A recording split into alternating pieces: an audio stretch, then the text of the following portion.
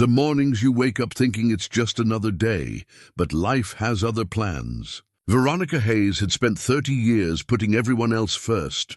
Her children, her aging mother, her community, never imagining that one walk by the old pond would reveal everything she thought she knew about her family was wrong. The pond held memories of her childhood, when her biggest worry was catching fireflies at dusk. But today, something caught her eye beneath the water. An old leather suitcase sat half buried in the mud near the cypress roots where she used to play. She pulled the heavy case to shore and opened it. Inside were photographs of strangers who looked just like her family, letters written in beautiful handwriting, and documents with her family name from 50 years ago. What family secret had been hidden beneath these waters for so long? Before we jump back in, tell us where you're tuning in from. And if this story touches you, make sure you're subscribed, because tomorrow I've saved something extra special for you. The morning. The sun had barely crested the pine trees when Veronica Hayes made her way back to the small rental house she called home for the past 8 years. The waterlogged suitcase sat heavy in her arms, its leather surface cracked and weathered like an old man's hands. Water still dripped from its corners, leaving a trail of dark spots on the red clay path that led to her front porch. Inside, the familiar sounds of morning greeted her. 8-year-old Ty sat at the kitchen table, his school clothes already laid out neatly beside him, spooning cereal into his mouth while watching cartoons on the small television perched on the counter.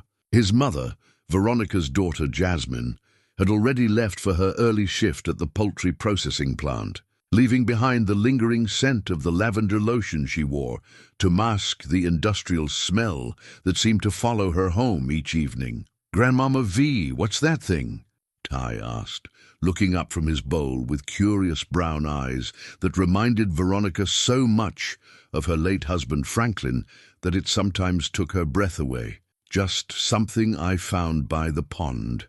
"Baby," she said, setting the case down carefully by the back door. "Finish your breakfast now.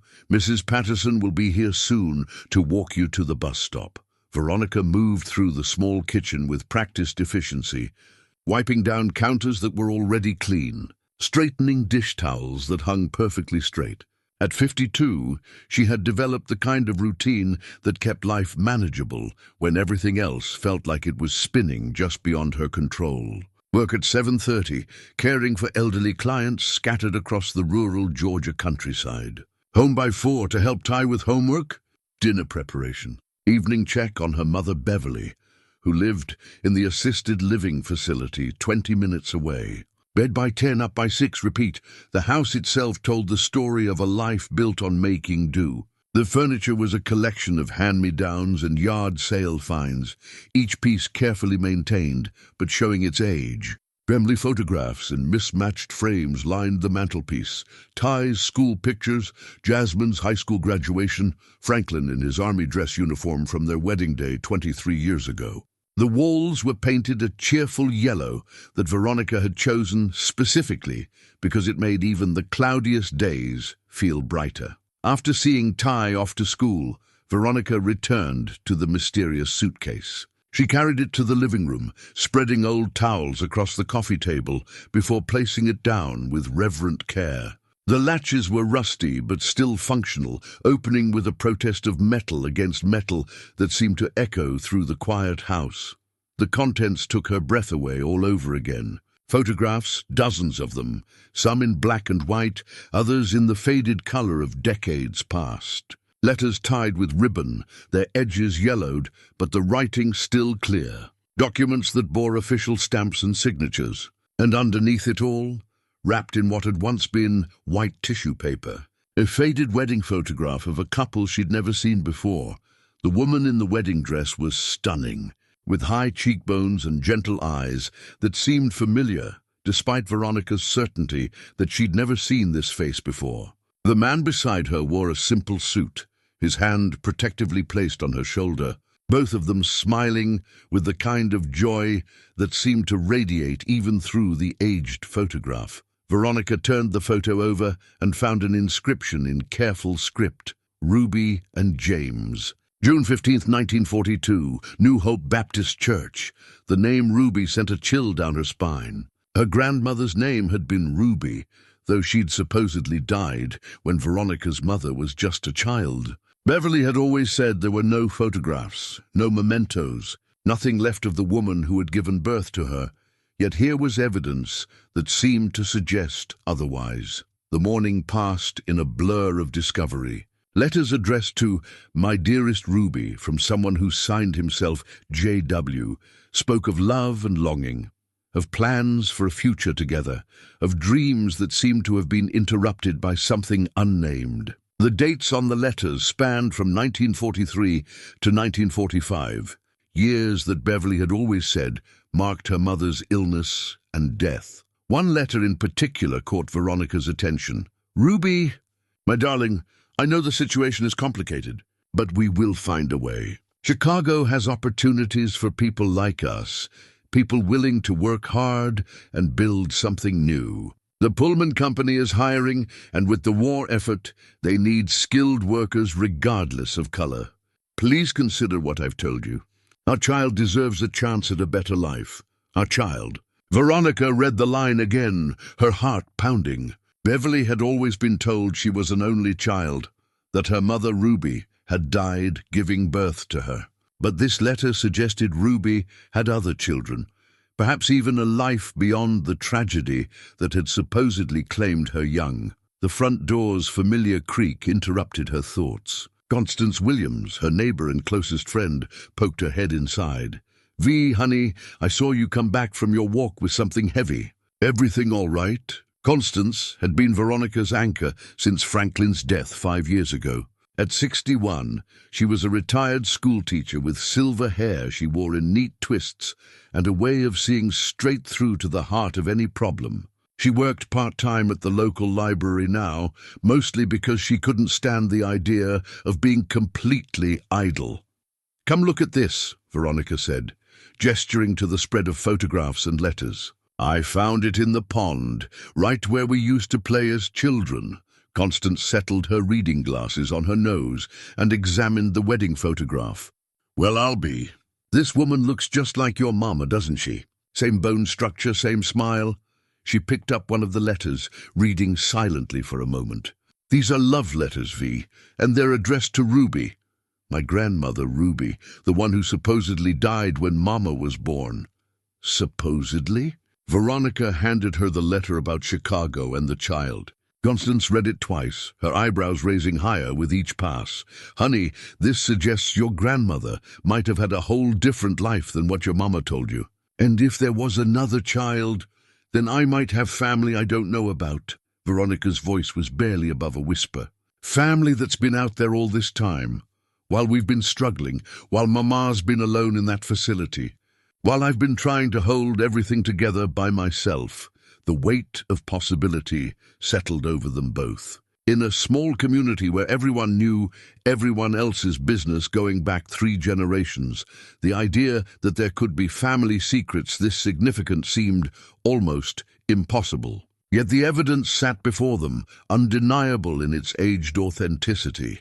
Constance picked up another photograph, this one showing a young woman in work clothes standing beside what appeared to be a train. The woman wore a confident smile and held herself with a dignity that transcended her simple surroundings.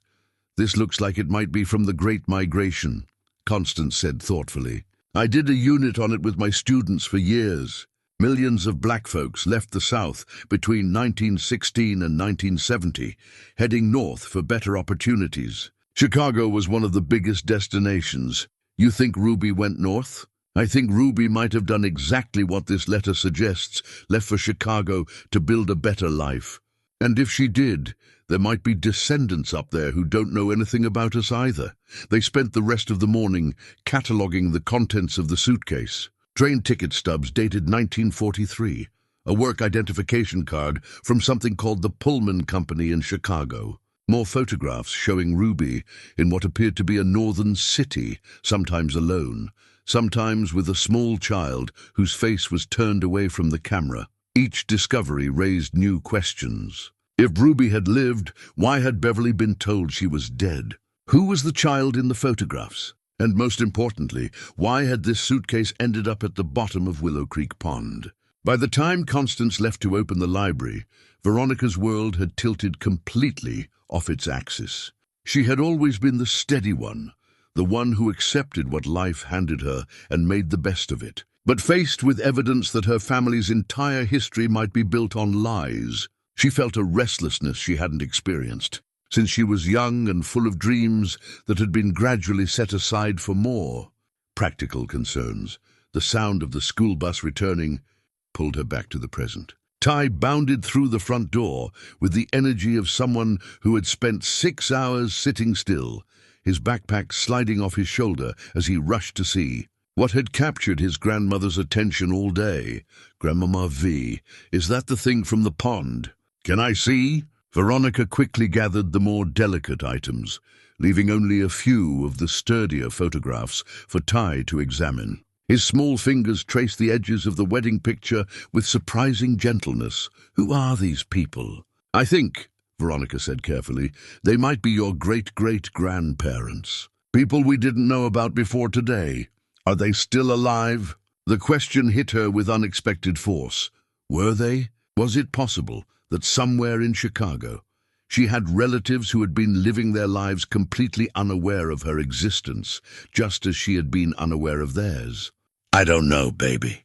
But I think we might need to find out. That evening, after helping Ty with his homework and preparing dinner, Veronica made her regular visit to Beverly's assisted living facility. Oak Haven was a clean, cheerful place with staff who genuinely cared about their residents. But it still broke Veronica's heart to see her mother there, increasingly confused and distant as early-stage dementia slowly claimed her memories.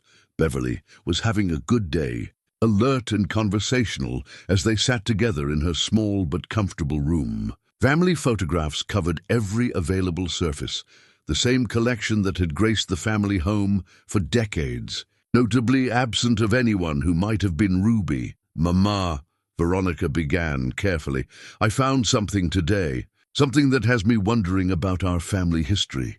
Beverly's expression grew wary, the way it always did when conversations turned to the past. At 73, she had perfected the art of changing subjects when uncomfortable topics arose. I found photographs, Mama, and letters. They were in an old suitcase at the bottom of Willow Creek Pond. Don't know what you're talking about, but Beverly's hands had begun to shake slightly, and she wouldn't meet Veronica's eyes. It was a tell that Veronica recognized from childhood, the same nervous gesture Beverly had made whenever she was hiding something or telling what she called white lies to avoid unpleasant truths. The photographs show a woman named Ruby, your mother, Ruby. Mama, the grandmother you told me died when you were born. Beverly stood abruptly, moving to the window that overlooked the facility's carefully maintained garden. Some things are better left buried, Veronica. Some questions don't need answers. But what if they do? What if there's family out there, people who could help us understand where we come from? We come from right here, Beverly said firmly. This community, this land, these people who raised us and loved us. That's all the family history we need.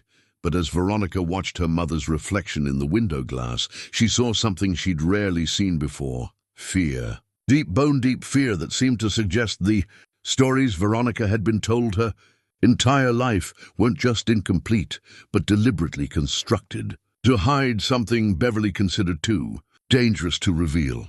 Driving home that night, with Ty sleeping in the passenger seat after their visit, Veronica made a decision that would have seemed impossible that morning. She was going to find out the truth about Ruby, regardless of what her mother preferred to keep buried.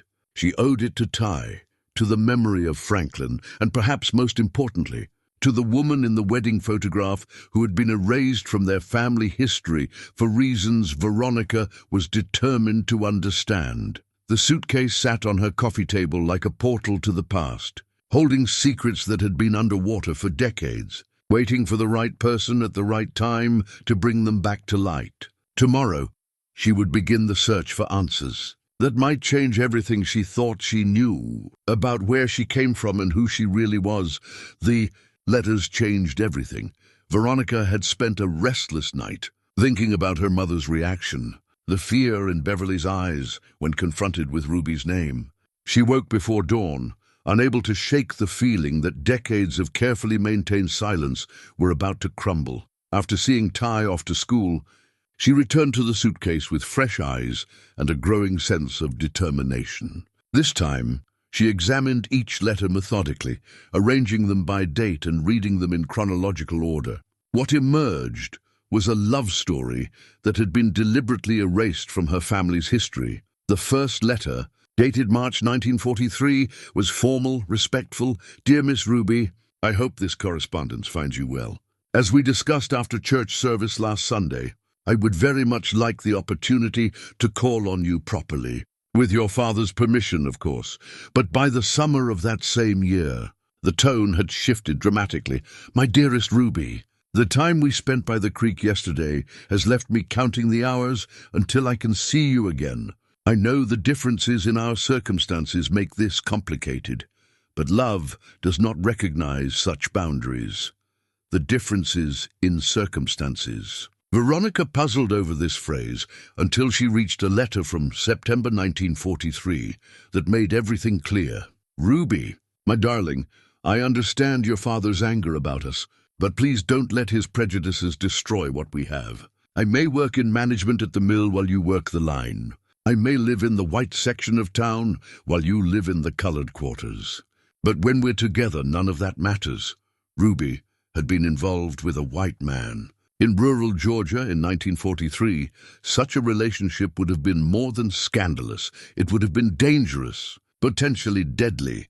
The letters that followed chronicled a secret romance conducted in shadows, meetings arranged through coded messages, dreams shared in whispered conversations.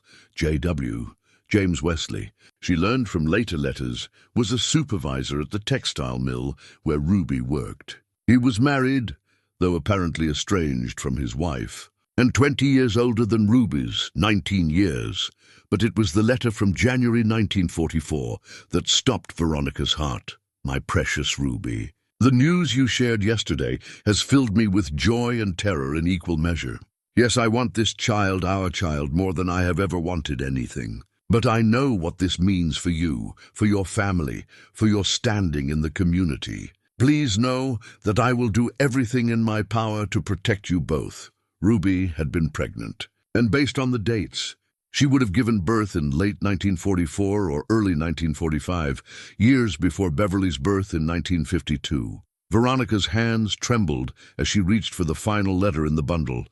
Dated March 1945, "Dearest Ruby, I have made arrangements with my brother William in Chicago. He works for the Pullman Company and says they are hiring women for the war effort. It's not ideal, leaving everything you know, but it's a chance for a fresh start, where our son can grow up without the weight of this town's judgment. The train ticket is enclosed. Please, my love, think of William Jr.'s future." William Jr. Ruby had named her son after James's brother. Veronica had an uncle, a living uncle who would be nearly 80 years old now, if he was still alive. She gathered the letters and photographs and drove straight to Oak Haven, her mind racing with questions that demanded answers. Beverly was in the common room, working on a jigsaw puzzle with 2 other residents, her face peaceful and content. That peace shattered the moment she saw what Veronica carried. "No," Beverly said, backing away from the table. "No, I told you yesterday. Mama, I know about the baby. About William Jr. I know Ruby didn't die when you were born. I know she left for Chicago in 1945. The other residents sensed the tension and quietly moved away, leaving Beverly and Veronica alone in the suddenly too quiet room. Beverly's face had gone pale, her hands clutching the edge of the table as if it were the only thing keeping her upright. "You don't understand," Beverly whispered. "You don't know what it was like then. What she did to our family. What she did? Mama, she fell in love. She had a baby. She fell in love with a married white man." Beverly's voice cracked with decades of suppressed emotion. "She brought shame on our entire family. Daddy lost his job at the mill. We had to leave our church. People crossed the street rather than speak to us." Veronica sat down slowly, beginning to understand the weight of what Ruby's choices had cost the family she left behind. She was supposed to give the baby away, Beverly continued, her voice growing stronger with each word. That was the plan. Have the baby, give it to some family up north, come back home and pretend none of it ever happened. But she kept him. She chose that man and that baby over us. So the family disowned her. Daddy told everyone she died in childbirth. It was easier than admitting what really happened. And when I was born, 7 years later, I was told the same story everyone else was told. My mother died bringing me into this world, but you found out the truth. Beverly's laugh was bitter. I found out when I was 16 and going through Daddy's papers after he had his stroke. Found letters Ruby had sent, begging for forgiveness, asking about me, sending money she probably couldn't spare. Beverly's voice broke. She sent money every month for years, Veronica. And Daddy sent every penny back, unopened letters and all. The cruelty of it took Veronica's breath away. Ruby, working in a northern city, struggling to support herself and her son, still trying to provide for the family that had cast her out. And that family, proud and bitter and hurt, rejecting every attempt at reconciliation. When did the letters stop coming? 1965, I was 13. I remember because it was right after Daddy's funeral. I thought maybe she'd heard somehow, but the letters just stopped. I used to wonder if she was dead, if her son was dead, if they'd just given up on us entirely. Or maybe she finally understood that you weren't going to forgive her. Beverly flinched as if she'd been slapped. Don't you judge me, Veronica. Don't you judge any of us. You have no idea what it was like living with that shame. Having people whisper about your family wherever you went. But she was your mother. My mother was dead to me the day she chose them over us. They sat in silence for long minutes, the weight of 3 generations of secrets settling between them. Veronica thought about all the times in her own life when she could have used family support, when the burden of raising children alone and caring for an aging parent had felt overwhelming. To think that somewhere in the world she might have relatives who could have helped, who might have wanted to help, if only they'd known about each other. Mama, the suitcase. How did it end up in the pond? Beverly's shoulders sagged. I threw it there. When? 20 years ago. Maybe 25. I found it in the attic when I was cleaning out the house after Mama died. All of Ruby's things that Daddy had hidden away instead of destroying. I was so angry, Veronica. So tired of carrying their secrets, their pain, their choices. Beverly wiped her eyes with a tissue one of the staff members had quietly placed beside her. I threw the whole suitcase in that pond and told myself I was finally free of it all. But you weren't. No, I wasn't. And every time I drove past that pond, every time you or Jasmine talked about going down there to fish or swim, I wondered if it would surface someday. If the truth would literally float back up to haunt us. Veronica reached across the table and took her mother's hands. They were cold, fragile, marked with age spots and arthritis. But they were the hands that had raised her, that had held her through every childhood crisis and celebrated every small victory. Mama, I need to find them. William Jr. and his family. They deserve to know about us, and we deserve to know about them. Why? What good can come of stirring up all that old pain? Because Ty deserves to know where he comes from. Because maybe Ruby was right about second chances and fresh starts. Because I'm tired of carrying shame that isn't even mine to carry. Beverly was quiet for a long time, staring at the half-finished jigsaw puzzle as if it might contain answers to questions she'd been avoiding for 60 years. Her last letter, she finally said. The one that came right after Daddy's funeral. I didn't send it back. I kept it, hidden in my jewelry box all these years. What did it say? That she was sorry. That she hoped someday we could forgive her. That she wanted me to know I had a brother who asked about his Georgia family every single day. Beverly looked up at Veronica with eyes that held decades of regret. And that if I ever changed my mind, if I ever wanted to meet them, I could find them through the Pullman Porters Union in Chicago. For the first time since finding the suitcase, Veronica felt a surge of hope. The Pullman Porters Union, a concrete lead, a place to start looking for family that might still be out there, still wondering about the relatives they'd left behind in Georgia. I'm going to Chicago, Mama. I know you are. I've known it since the moment you walked in here with those letters. Beverly squeezed Veronica's hands. Just promise me something. Anything. Promise me that when you find them, and I think you will, you'll tell them that I'm sorry too. That I spent 70 years being angry at Ruby for choosing love over family. And I'm too old now to keep carrying that anger. Driving home from Oak Haven, Veronica felt the weight of 3 generations settling on her shoulders. But it was a different kind of weight than she'd carried before. Instead of the crushing burden of secrets and shame, it felt like the solid weight of truth, heavy but clean, difficult but necessary. She had a brother. Somewhere in Chicago, if he was still alive, she had a brother who had been asking about his Georgia family for 80 years. And she was going to find him. The train ticket stub was yellow with age and brittle at the edges. But the printing was still legible. Atlanta to Chicago. March 15th, 1943, coach car, colored section. Veronica held it up to the morning light streaming through her kitchen window, marveling at this tangible piece of her grandmother's journey north. She had been carrying it with her for 3 days now, along with Ruby's work identification card from the Pullman Company, studying them during her lunch breaks at work and turning them over in her mind during the long drives between clients. Each artifact raised new questions about the woman who had been erased from their family story, Mrs. Hayes. "You seem distracted today," observed Mrs. Henderson. The elderly woman Veronica had been caring for twice a week for the past 2 years. At 91, Charlotte Henderson was sharp as a tack and rarely missed details about the people around her. Veronica was helping Mrs. Henderson with her morning medications, but she realized she'd been staring out the window instead of paying attention to the pill organizer in her hands. "I'm sorry, Mrs. Henderson. Just have some family things on my mind. Family things are usually the most important things," Mrs. Henderson said, settling back into her favorite armchair.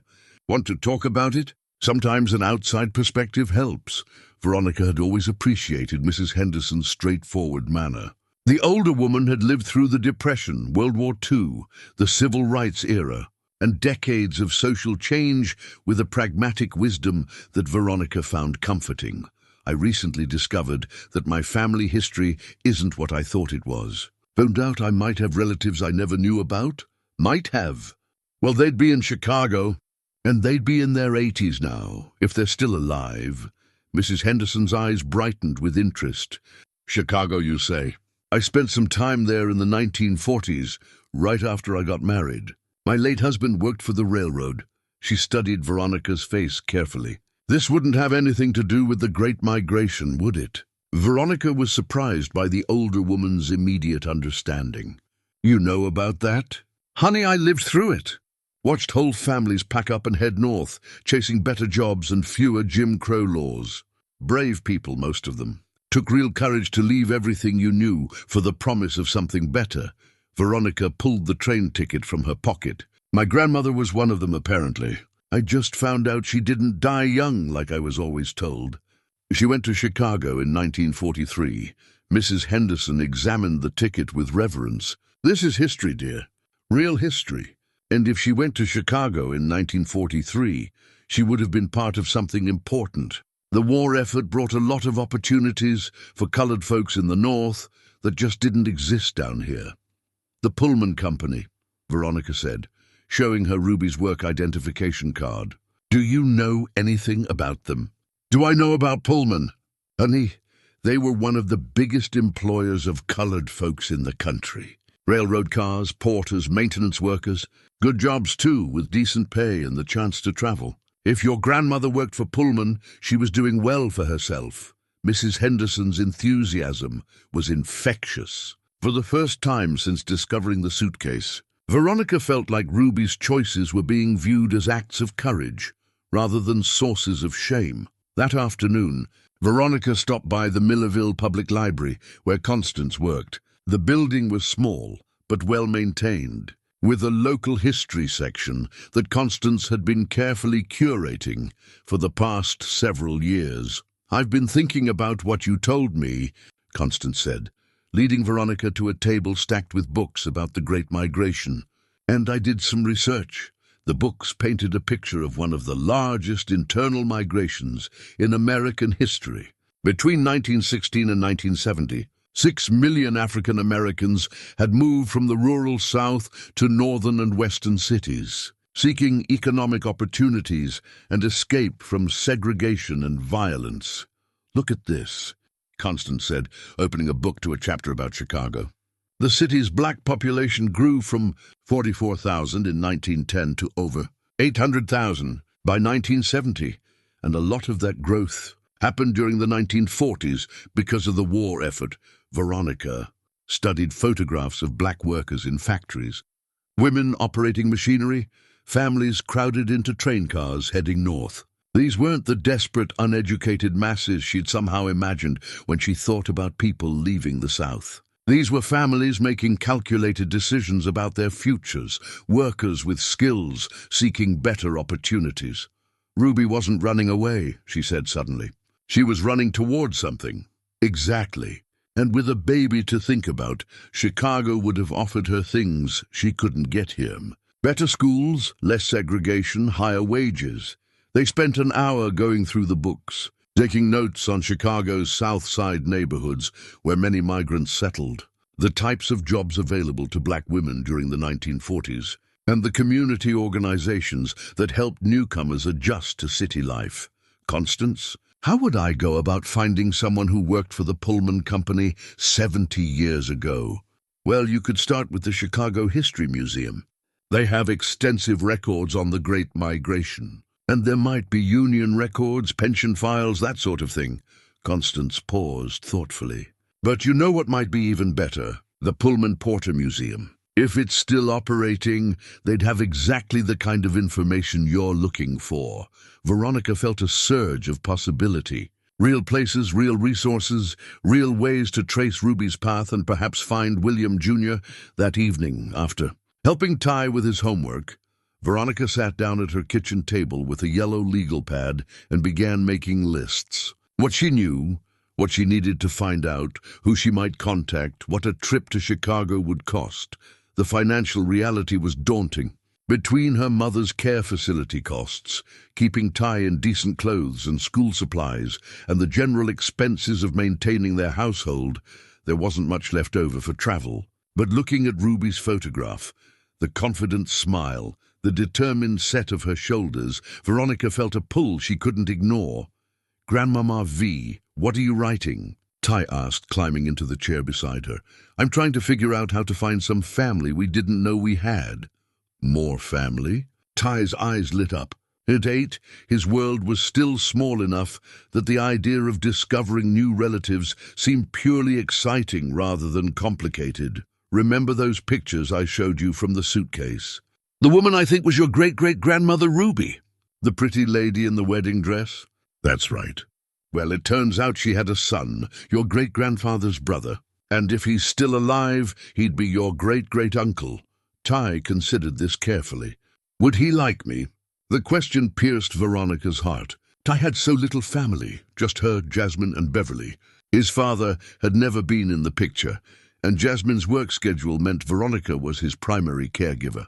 The idea of expanding their small family circle clearly appealed to him. "I think he would love you, baby. I think he'd be very happy to know about you. Are we going to visit him?"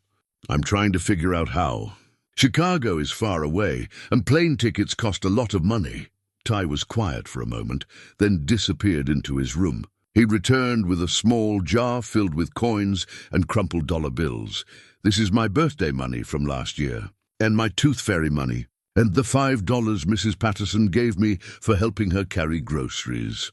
He set the jar on the table with ceremony. "You can have it to find our family." Veronica's eyes filled with tears. The jar probably contained less than $20, barely enough for a tank of gas, let alone a trip to Chicago. But the gesture represented something profound.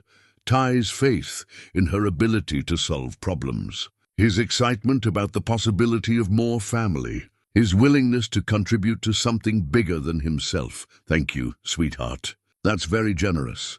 But I need to figure out a better way to pay for this trip. Maybe you could ask Mr. Franklin." Veronica paused. Baby, you know Mr. Franklin died before you were born, right? He was my husband, but he's not with us anymore. I know that. But maybe he left some money hidden somewhere, like in the movies. Dead people always leave money hidden in secret places. Despite everything, Veronica found herself smiling. Franklin had been many things. A good husband, a loving stepfather to Jasmine, a man who worked hard and loved deeply. But he had not been someone who squirreled away secret savings. If anything, his death had left them financially strapped, relying on his modest life insurance policy and Social Security survivor benefits. But Ty's innocent suggestion sparked an idea. Franklin's personal effects were still in boxes in their bedroom closet, things she'd been meaning to go through for years, but had never quite found the emotional strength to tackle. Maybe it was time. That night, after Ty was asleep, Veronica pulled down the boxes and spread their contents across her bed. Franklin's army uniforms, his work clothes from the post office, boxes of photographs from their life together. In the bottom of the last box, she found his small personal safe. Nothing fancy, just a fireproof box where he'd kept important documents. Inside were their marriage certificate, his discharge papers, insurance policies she'd already dealt with, and an envelope marked "For emergency only" in Franklin's careful handwriting. The envelope contained $300 in $20 bills and a note. V, if you're reading this, something happened to me and you need this money. Don't feel guilty about spending it. You take care of everyone else all the time. This time, take care of yourself. Love always, F. $300 wouldn't cover a flight to Chicago, but it might cover a bus ticket, a cheap hotel room, and meals for a couple of days. It was enough to begin the search for William Jr., enough to honor Ruby's courage by showing some courage of her own. Veronica held Franklin's note against her chest and whispered a thank you to the man who was still taking care of her, even 5 years after his death. Tomorrow, she would start making concrete plans for Chicago. Tonight, she would allow herself to believe that some mysteries were meant to be solved, and some families were meant to be reunited. The employment card was small, no bigger than a business card, but it represented everything Ruby had risked to build a new life.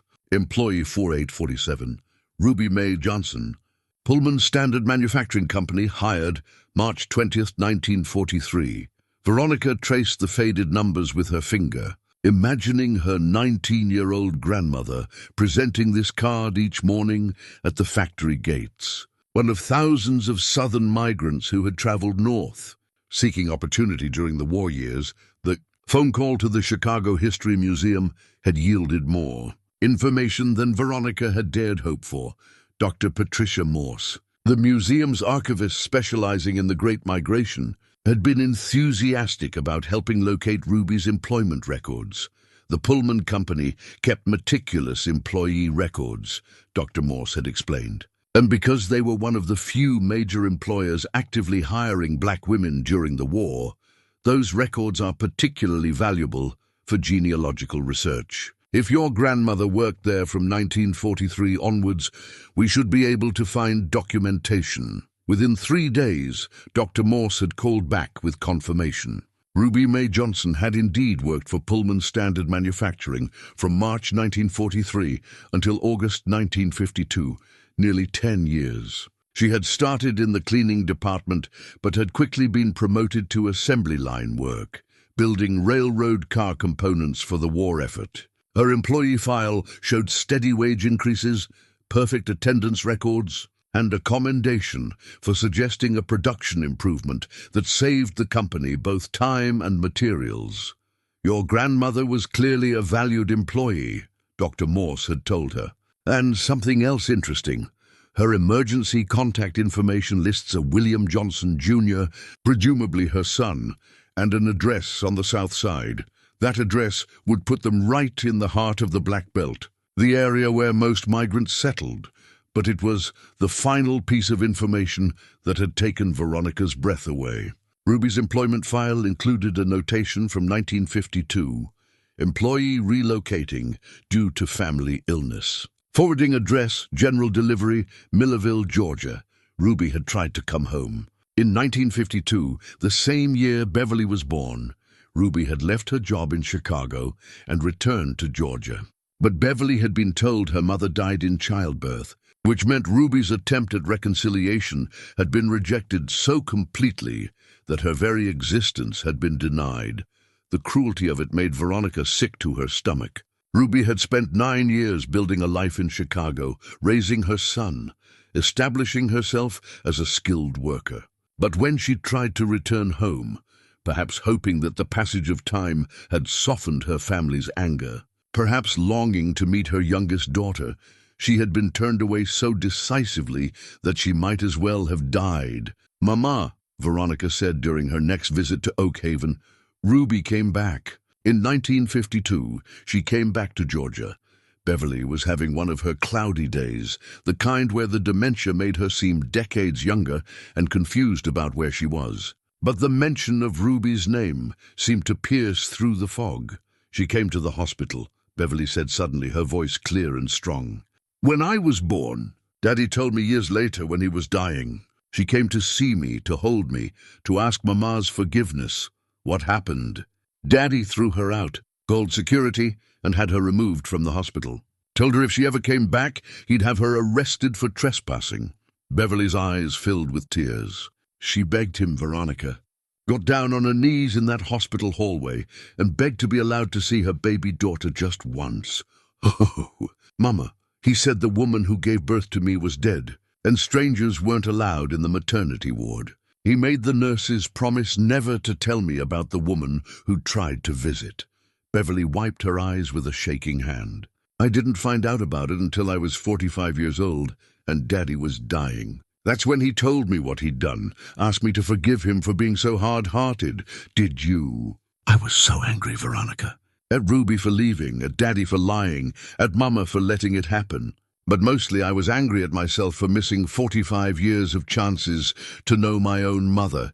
The weight of generational pain settled between them. 3 women, Ruby, Beverly, and now Veronica, each carrying wounds inflicted by circumstances beyond their control, each forced to make impossible choices between love and survival, between forgiveness and self-protection.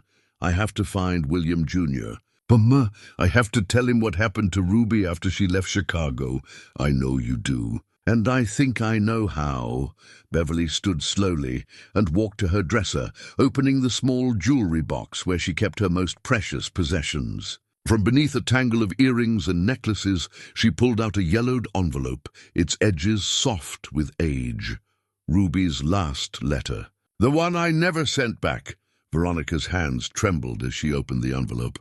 The letter was dated December 1965, written in the same careful script she'd seen on the letters from the suitcase. "My dearest Beverly," it began, "I know you don't want to hear from me, but I can't stop trying. William Jr. is 22 now, a good man with a family of his own. He works for the post office and lives on Cottage Grove Avenue with his wife Mary and their baby daughter. Every Christmas, he asks me to write to you to see if maybe this year you might want to know your nephew. I'm getting older now, and my health isn't what it used to be.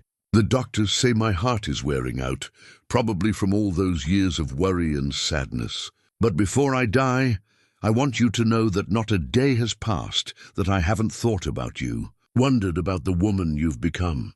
Wished I could have been there to see you grow up. I made mistakes, Beverly.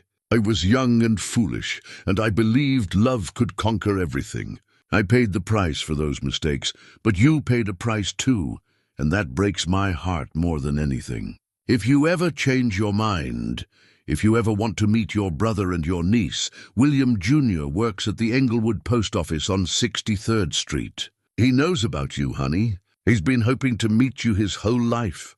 The letter was signed simply, "Your mother, Ruby." William Jr. had worked at the Englewood Post Office. Even if he was retired now, there would be records, forwarding addresses, ways to trace him. And if Dr. Morse was right about the value of employment records, the Postal Service would have kept detailed files on their employees. "Mama, can I take this letter?" "It's yours now. I should have given it to you years ago, but I was still too proud, still too hurt." Beverly touched Veronica's cheek gently. "Go find your uncle. Tell him his sister spent 50 years being sorry she never answered his mother's letters." That evening, Veronica called Dr. Morse again and explained about the Postal Service connection. Within an hour, the archivist had contacted a colleague who specialized in Chicago postal history. "Excellent news," Dr. Morse called back. "The Englewood Post Office has excellent records, and my colleague thinks she can trace your uncle through their pension system. If he worked there from the 1960s onward, he would have received federal benefits, which means there's a paper trail we can follow. For the first time since finding the suitcase, Veronica felt like the pieces of the puzzle were coming together. She had Ruby's work history, William Jr.'s last known employment, and a clear timeline of events. More importantly, she had Franklin's, emergency money, and a growing sense that this journey was not just about satisfying her own curiosity, it was about healing wounds that had festered for 3 generations. 2 days later, Dr. Morse called with the breakthrough Veronica had been hoping for. "We found him," the archivist said, barely able to contain her excitement. "William Johnson, Jr., retired from the Postal Service in 1995 after 32 years of service. He's 80 years old and living in a retirement community called Golden Years Manor on the south side.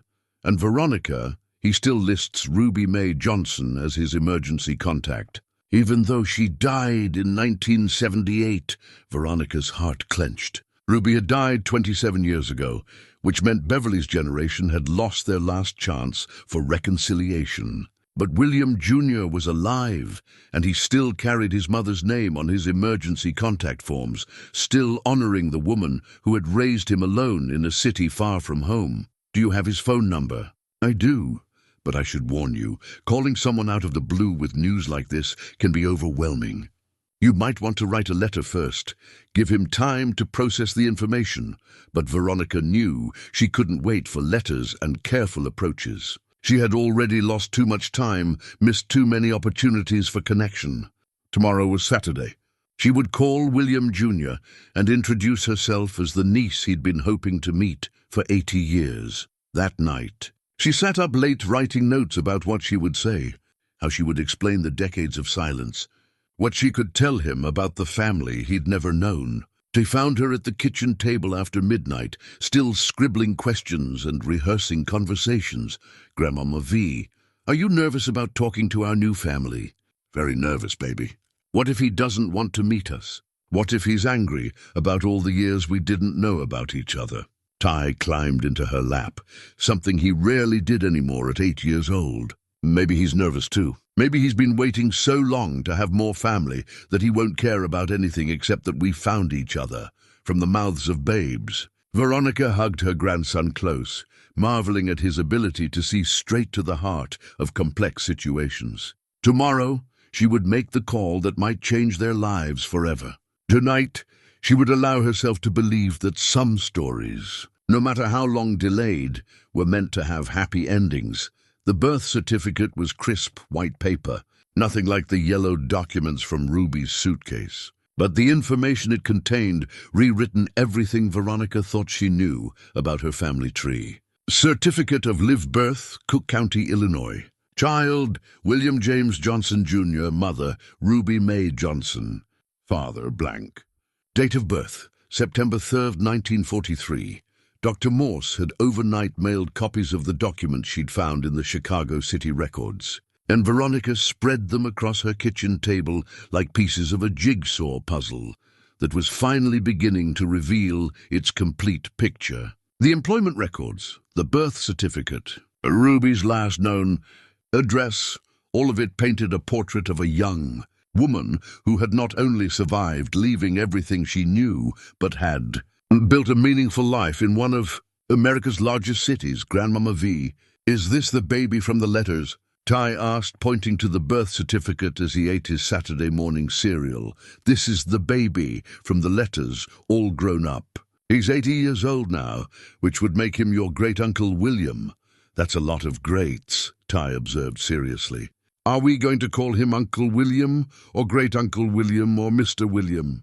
The question made Veronica realize she hadn't thought beyond the mechanics of making contact. What did you call a relative you'd never met? How did you address someone who was technically family but essentially a stranger? At 10 o'clock, exactly as she'd planned, Veronica picked up the phone and dialed the number Dr. Morse had provided for Golden Years Manor. Her hands were shaking so badly she had to redial twice. Golden Years Manor. This is Jennifer. Good morning. I'm trying to reach one of your residents, William Johnson, Jr. My name is Veronica Hayes, and I believe I'm his niece. There was a pause. I'll need to check with Mr. Johnson first. Can you hold, please? The hold music seemed to last forever. Veronica could hear her own heartbeat in her ears, could feel Ty watching her with curious eyes from across the kitchen table. What if William refused to take the call? What if 80 years of wondering about his Georgia family had turned into resentment rather than hope? Ma'am, Mr. Johnson says he's been waiting for this call his whole life. I'm transferring you now. The voice that came on the line was deep, warm, and unmistakably Southern, despite 7 decades in Chicago. Is this really Ruby's grandbaby? Veronica's throat closed up. She'd prepared a careful speech about who she was and how she'd found him, but hearing the hope in this stranger's voice stripped away all her planned words. Yes, sir. I'm Beverly's daughter. Beverly was my baby's sister. William's voice broke slightly. Mama talked about her every single day. Every day for 35 years, she talked about the baby girl she had to leave behind in Georgia. They both cried then, separated by 800 miles, but connected by a grief that had been carried by 3 generations. When Veronica could speak again, she told him about finding the suitcase, about learning the truth of Ruby's story, about Beverly's regret and her desire for forgiveness. You tell your mama, my baby sister, that there ain't nothing to forgive. Mama understood why the family did what they did. Times were different then. A colored girl having a baby with a white man that could get people killed down south. William, can I call you Uncle William? Child, you can call me anything you want as long as you keep calling. Uncle William, I want to meet you. I want to bring my grandson to meet his great-uncle. Would that be all right? The silence stretched so long that Veronica wondered if the connection had been lost. When William spoke again, his voice was thick with emotion. I've been waiting 80 years to meet my Georgia family. But I got to tell you something first, something that might change how you feel about coming here. Veronica's stomach clenched. What is it? I ain't Ruby's only child. She had another baby in 1947, a daughter named Carolyn. Your mama Beverly, she's got 2 siblings she don't know about. The kitchen seemed to tilt around Veronica. Not only did she have an uncle, but she had an aunt as well. Beverly had a sister and a brother, both living, both carrying Ruby's memory in a city she'd never visited. Is she still alive? Very much alive. Lives about 20 minutes from me with her daughter and grandson. She's been wanting to meet you all just as much as I have. Uncle William, how many people know about us? About the Georgia family? Well, there's me and Carolyn. Her daughter Lisa knows. My son Michael knows. He's been trying to track y'all down through the internet for years, but never could find the right connections. And there's about 15 grandchildren and great-grandchildren who've been hearing stories about their mysterious Georgia relatives all their lives. 15 grandchildren and great-grandchildren. Veronica had been struggling to raise Ty with minimal family support, and it turned out he had cousins scattered across Chicago who didn't even know he existed. Uncle William, I'm coming to Chicago. I don't know exactly when, but I'm coming soon. You just tell me when, baby girl. I'll have the whole family here waiting for you. After hanging up the phone, Veronica sat in her kitchen in stunned silence. Ty had finished his cereal and was watching cartoons, but she could tell he was listening to every word of her conversation. Grandmama V, how many new family members do we have? I'm not exactly sure, baby, but it sounds like quite a few. Are they all nice? I think so. I hope so. Will they like me? Veronica pulled him onto her lap, marveling again at how he managed to cut straight to the heart of things.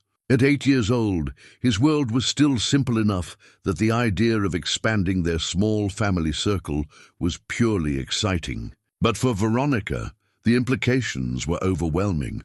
How did you integrate into a family that had been wondering about you for decades? How did you explain 40 years of absence? And perhaps most importantly, how did you prepare a young boy for the possibility that his life was about to become much larger and more complicated than anything he'd ever known? That afternoon, she called Constance and asked her to come over. Her friend arrived within 20 minutes, bringing fresh-baked cookies and the kind of practical wisdom that Veronica desperately needed. 15 cousins, Constance said, shaking her head in amazement as Veronica recounted the phone call. That boy is going to go from being essentially an only child to having more family than he knows what to do with. I'm worried about that. What if it's too much for him? What if they have expectations about us that we can't meet? V, honey, you're borrowing trouble from tomorrow. Those people have been hoping to meet you for 80 years. They're not going to reject you because you don't live up to some imaginary standard. But what about the money? Uncle William mentioned that his son has been trying to track us down through the internet. That suggests they have computers, probably good jobs, maybe money for things like genealogy websites. What if we show up looking like the poor relations? Constance fixed her with the kind of look she'd probably perfected during 30 years of teaching. Veronica Hayes, when did you become such a snob? I'm not being a snob, I'm being realistic. We live in a rental house. I work as a home health aide. Jasmine works at a poultry plant. We're barely getting by financially, and they probably know that from the kind of research they've been doing. And so, what if they do? You think Ruby cared about having money when she was working in that factory, sending every spare penny back to a family that returned it unopened? You think she raised her children to be the kind of people who judge others by their bank accounts? Constance was right, of course. Ruby's letters had spoken of dreams and hopes, of wanting better opportunities for her children, but never of wealth or status. She had been a working woman trying to build a decent life, just as Veronica was now. Besides, Constance continued, you're forgetting something important. You're not going to Chicago empty-handed. You're bringing them the one thing they've wanted most, confirmation that their Georgia family remembers them, that Ruby's sacrifice meant something, that the stories she told them about home were real. That evening, Veronica began making concrete plans for the trip. She would take a week off work, the first vacation time she'd used in 3 years. She would drive rather than fly, both to save money and to have transportation once they reached Chicago. And she would bring everything from Ruby's suitcase, returning the artifacts to the people who could provide context for Ruby's northern life. Most importantly, she would bring Ty, because he deserved to meet the extended family that Ruby's courage had preserved for him. Whatever challenges lay ahead, whatever complications arose from suddenly having relatives in Chicago, she was determined that her grandson would grow up knowing he came from people who had faced impossible choices with grace and dignity. Grandmama V, Ty said as she tucked him into bed that night. When we meet Uncle William, will you tell him thank you from me? Thank you for what, baby? For waiting so long to meet us. That must have been hard, being patient for 80 whole years. Once again, her 8-year-old grandson had found the perfect words for something she'd been struggling to articulate. The Chicago family hadn't just survived Ruby's absence. They had honored it, preserved it, kept space in their hearts for relatives they'd never met but had never stopped believing in. Tomorrow, she would start planning the journey that would finally bring Ruby's divided family back together. The high school graduation program was faded but treasured, carefully preserved in a plastic sleeve that had protected it for over 60 years. Benjamin Banneker High School, class of 1962, commencement exercises. Handwritten in the margin, in Ruby's familiar script, were the words, "So proud of my boy," with a small heart drawn beside William's name. Uncle William held the program gently, as if it might crumble in his weathered hands. They were sitting in the common room of Golden Years Manor, surrounded by the comfortable chaos of a family reunion that had been 8 decades in the making. Veronica and Ty had arrived in Chicago that morning, and within hours, William had assembled what seemed like half the Johnson family tree. "Mama never missed anything important," William said, showing the program to Ty, who was wide-eyed at finding himself suddenly surrounded by more relatives than he'd ever imagined possible. Graduation, my wedding, my kids' baptisms. She was always there, always so proud of what we accomplished.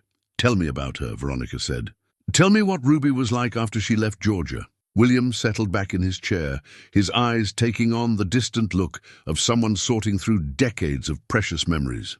At 80, he was still sharp and energetic, with Ruby's same determined jaw and gentle eyes that had captivated Veronica in the wedding photograph. "Mama was the strongest woman I ever knew, but she carried sadness with her every single day. She talked about Georgia like it was some kind of promised land she'd been cast out of.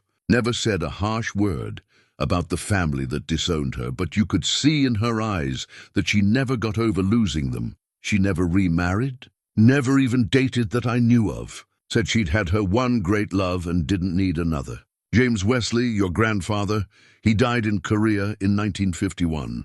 Mama got the telegram on a Tuesday, and I thought it might kill her.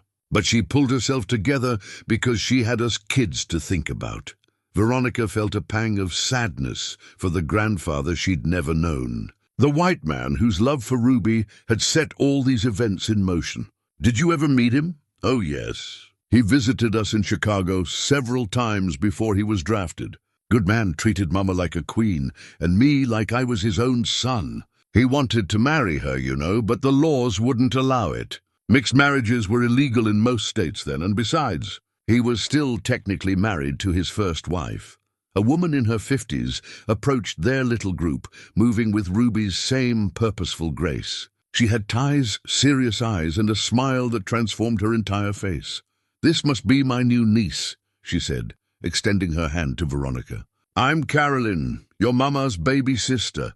Veronica stood to embrace the aunt she'd never known existed. Carolyn was 4 years younger than Beverly, but looked a decade younger, with silver-streaked hair and the kind of energy that came from a life lived without the weight of family secrets. "I can't believe this is really happening," Carolyn said, settling into the chair beside William. "I've been dreaming about meeting my Georgia family since I was old enough to understand that Mama had another daughter somewhere." "What did Ruby tell you about us?" "Everything and nothing," Carolyn laughed. She had a whole mythology built up around Georgia, the red clay soil, the sweet tea, the way mockingbirds sounded different down south. She taught us to cook cornbread the way her mama had, told us stories about swimming in creek water that was so clear you could see the bottom, described family dinners where 3 generations sat around the same table. "But she never tried to contact you after 1965? William and Carolyn exchanged a look that suggested they'd discussed this question many times over the years. "She wrote one last letter in 1968, William said carefully, "right after Martin Luther King was killed. She was so upset, kept saying that if the world was changing that much, maybe it was time to try again with the Georgia family. But when she started writing, she just broke down crying and never finished it. We found the letter after she died," Carolyn added. "Just a few lines about hoping y'all were safe, hoping the changes in the country might make it possible for families like ours to heal. But she never sent it. She was afraid," William said simply. "Afraid of being rejected again, afraid of opening old wounds, afraid that too much time had passed for forgiveness. Mama was brave about a lot of things, but when it came to y'all, she was just a heartbroken daughter who never got over losing her family." Ty, who had been listening with the focused attention he usually reserved for his favorite television shows, suddenly spoke up. "But she did find her family. She found you and Aunt Carolyn, and now we found each other."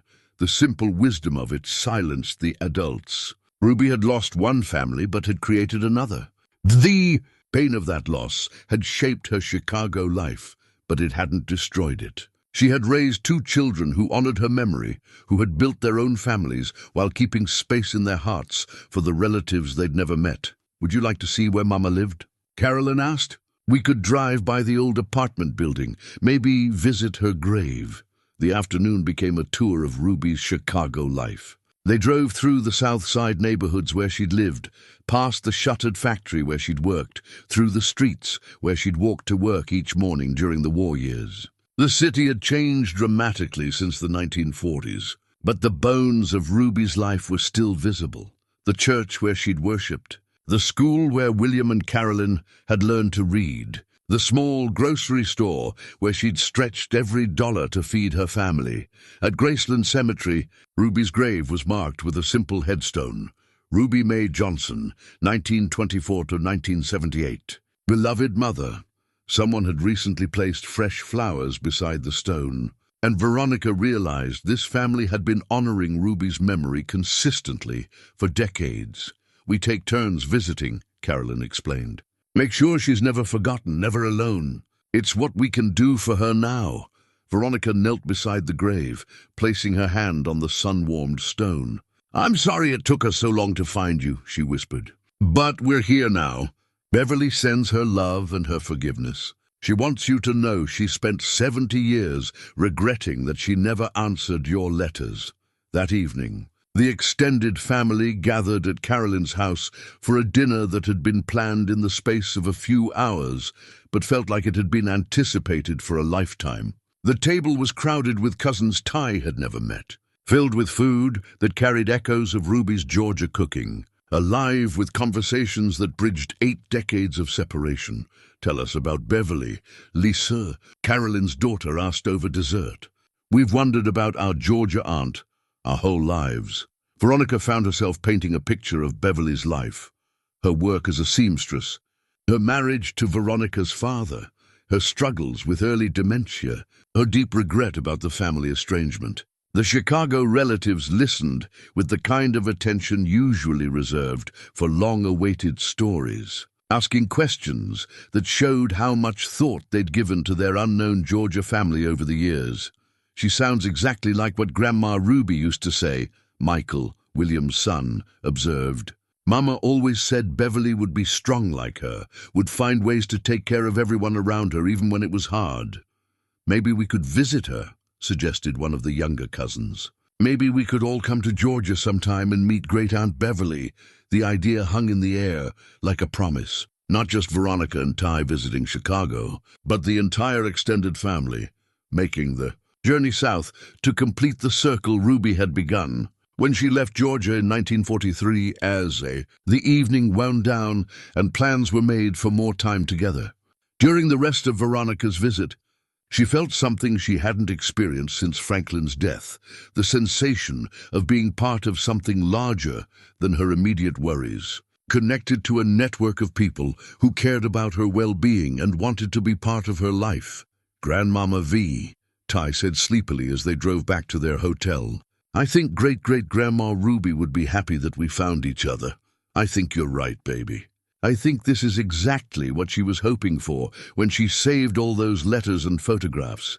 Are we going to stay in touch with them after we go home?" "Oh yes, we're family now. Real family.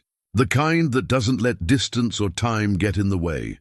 For the first time since finding the suitcase in Willow Creek Pond, Veronica felt like the search was complete. Not because she'd found all the answers, but because she'd found something more valuable, a place to belong, people who shared her history and wanted to help write her future.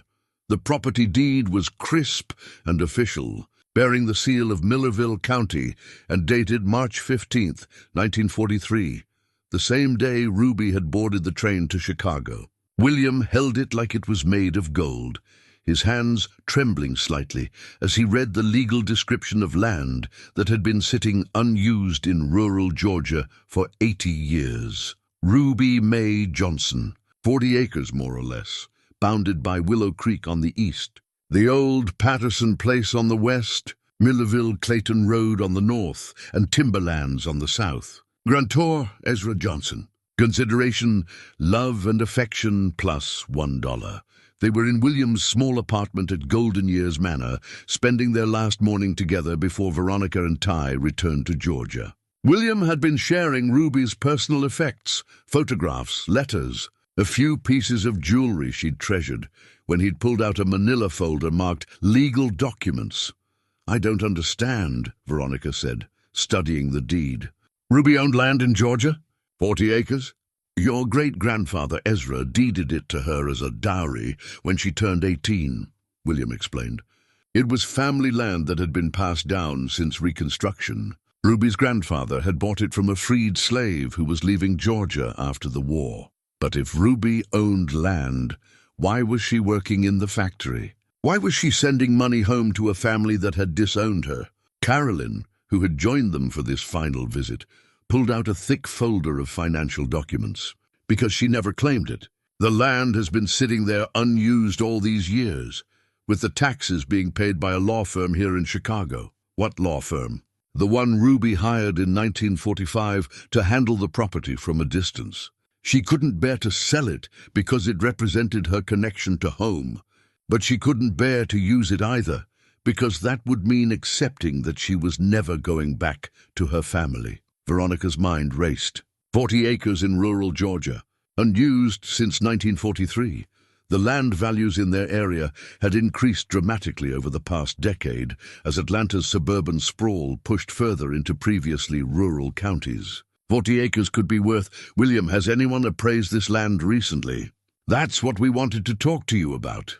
He pulled out another document, this one recent, and bearing the letterhead of a Chicago law firm. Ruby made me promise something before she died. She made me promise that if we ever found our Georgia family, we would offer to share the land equally.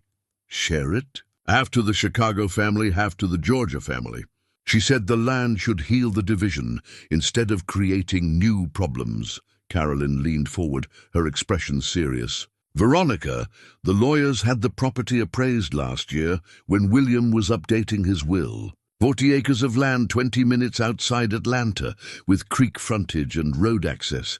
It's worth over $200,000. The kitchen seemed to spin around Veronica. $200,000. Enough to pay off Beverly's medical bills, ensure Ty's college education, maybe even buy a house instead of continuing to rent. Enough to transform their lives completely. But there's something else, William continued. Something Ruby specifically wanted us to tell you if we ever found each other. He pulled out a letter in Ruby's handwriting. But unlike the others, this one was addressed to my unknown Georgia family. Ruby wrote this in 1970, 2 years after Martin Luther King died. She updated it several times over the years, but the core message stayed the same. William handed Veronica the letter.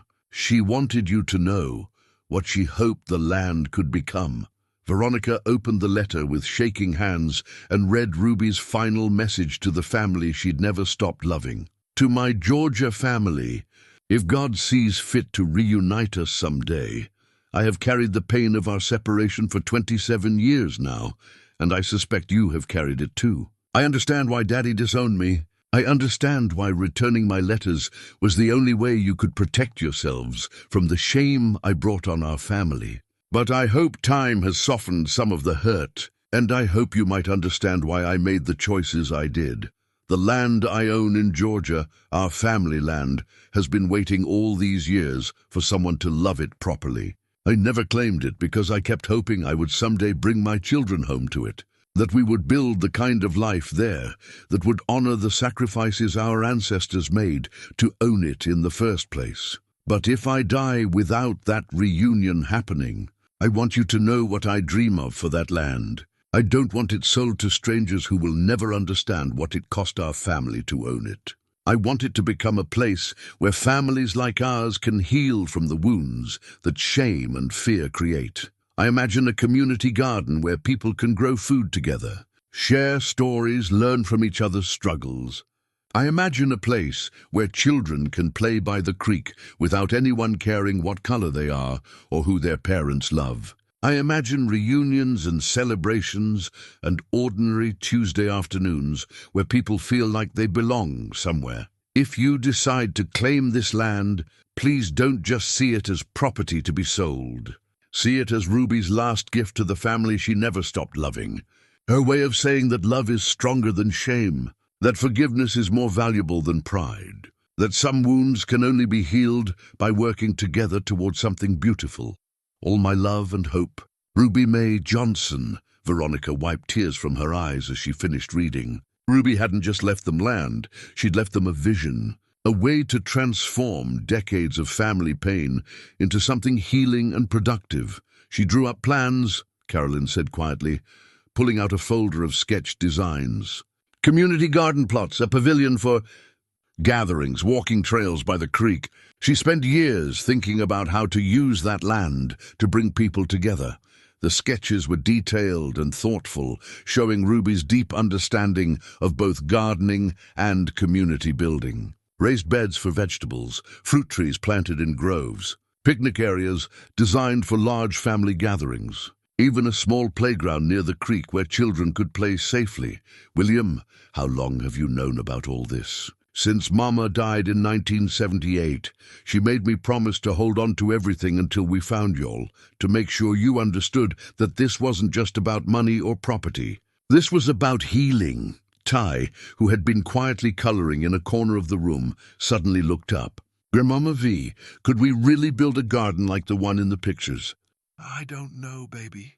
It's complicated, but Ruby wasn't afraid of complicated, Carolyn observed. She left everything she knew to build a new life in Chicago. She raised 2 children alone while working full-time and sending money to a family that rejected her. She kept hoping for reconciliation even when it seemed impossible. William nodded. And she specifically said the land should be used to help other families avoid the kind of separation we experienced. She wanted it to be a place where people could come together despite their differences. Veronica thought about the implications. Claiming the land would mean dealing with legal complexities, zoning issues, community politics. It would mean taking on responsibilities she'd never imagined, committing to a vision that was much larger than her immediate family's needs. But it would also mean honoring Ruby's memory in a way that went beyond preserving photographs and telling stories. It would mean turning her great-grandmother's pain into something productive, her isolation into a space for connection. There's one more thing, William said, reaching into the folder again. The Chicago family has been adding to Ruby's vision for decades. We've been setting aside money for this project, in thinking that someday we might be able to make it happen even without finding y'all. He handed Veronica a bank statement showing an account with over $50,000 in it. Every Christmas, instead of exchanging gifts among the adults, we put money into Ruby's community garden fund. Birthdays, anniversaries, any excuse to honor her memory by saving toward her dream. You've been funding this for decades, since 1980. It was Michael's idea. He said instead of just missing Grandma Ruby, we should work toward making her vision real. Even if we never found the Georgia family, we could use the money to create community gardens in Chicago in her honor. Carolyn smiled. But finding you changes everything. Now we can build Ruby's garden where she actually wanted it, on the family land, by Willow Creek, in the place she never stopped calling home. The magnitude of what they were offering overwhelmed Veronica. Not just land and money, but partnership in a project that could transform their entire community. Ruby's vision wasn't just about healing their family's wounds. It was about creating a space where other families could come together, where the kind of shame and separation that had defined Ruby's life could be replaced by acceptance and connection. I need to talk to my mother about this, Veronica said finally. And to my daughter, this decision affects all of us, of course. Take all the time you need. The land has been waiting 80 years. It can wait a little longer. That afternoon, as Veronica and Ty prepared to leave Chicago, the entire extended family gathered to see them off. There were promises to stay in touch, plans for the Chicago relatives to visit Georgia, and a shared sense that something significant had shifted for all of them. Grandmama V, Ty said as they loaded their suitcases into the car. Are we going to build the garden? What do you think we should do? I think great-great-grandma Ruby was really smart, and I think she knew that being mad at each other just makes everyone sad. But making things grow together makes everyone happy. 8-year-old wisdom, cutting straight to the heart of decades of adult complexity. Ruby had understood something that had taken her. Family 80 years to rediscover that healing. happened not through forgetting the past, but through working together to create something better for the future. As they drove south toward Georgia, Veronica found herself seeing the landscape differently. Every small town, every family farm, every community gathering place took on new significance. This was the world Ruby had known as a young woman. The world she'd left behind but never stopped loving.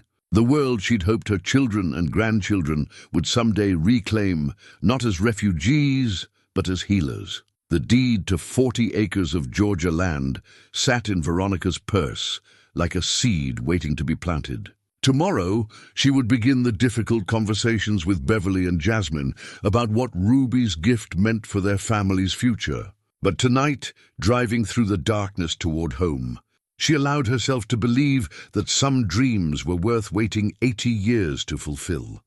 Ruby's vision of a community garden might have been born from pain and separation, but it had grown into something larger, a promise that families could heal, that communities could come together, that the courage of one young woman leaving everything she knew could eventually create spaces where no one would have to choose between love and belonging.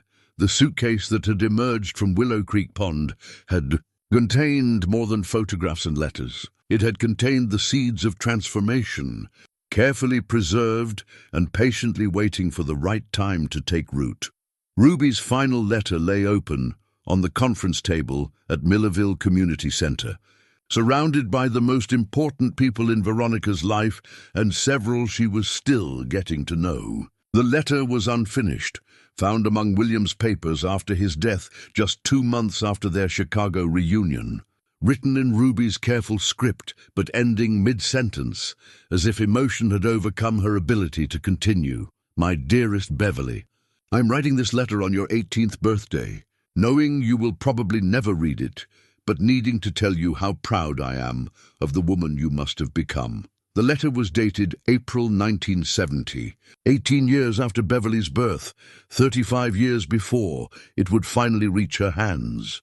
Now Beverly sat at the head of the table, her dementia having one of its clear days, listening to her daughter read words that had waited half a century to be spoken aloud.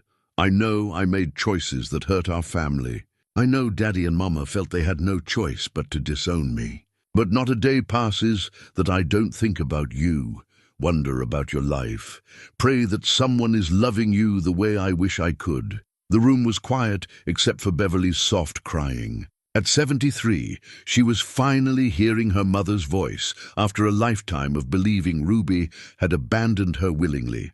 The gathering had been Jasmine's idea.